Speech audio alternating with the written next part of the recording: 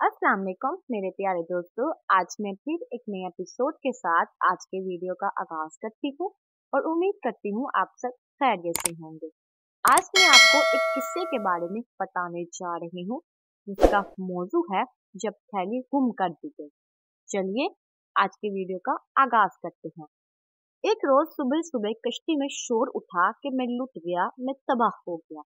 लोगों ने कहा, खैर तो है, क्या बात हुई, कुछ बताओ तो सही। मगर वो आदमी बस चिल्लाए जा रहा था और बस एक ही रट लगाई हुई थी कि मैं लुट गया, तबाह हो गया। चुनाचा उस शख्स की आहो पुकार सुनकर कश्ती के सभी मुसाफिर वहां जमा हो गए और एक दूसरे से पूछने लगे कि क्या बात है। किसी को कुछ भी मालूम होता तो बताता कि क्या बात है। कश्ती बहुत बड़ी थी, इतने मर्द और औरतों में से एक तरफ बड़े आलिम फाजिल अल्लाह के नेक बंदे भी बैठे हुए थे।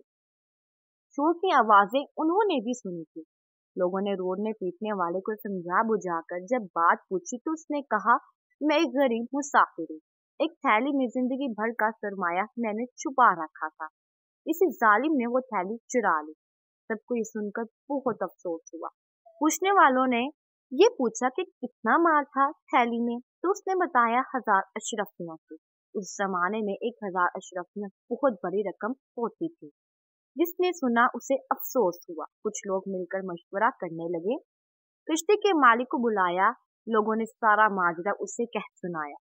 उसने कहा, अगर थैली कश्ती में है तो पता चल जाएगा। मैं सब मुसाफिरों की तलाशी लेता हूँ।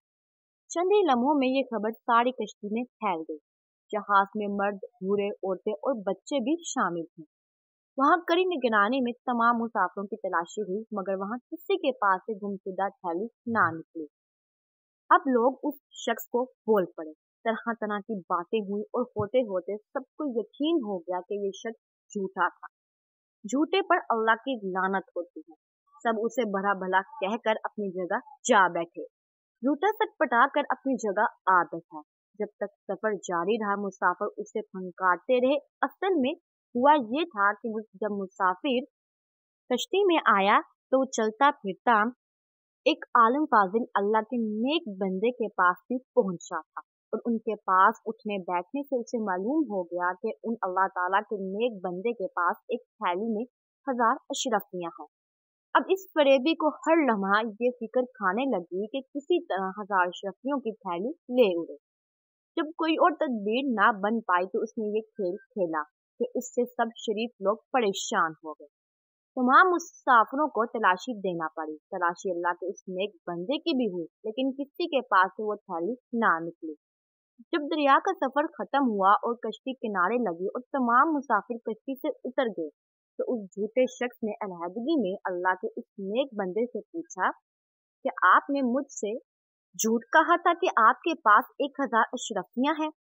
उन्होंने कहा, नहीं, मैंने झूठ नहीं कहा था, मेरे पास वाकई 1000 अशरफियां थी। उसने पूछा कि वो थैली कहाँ गई।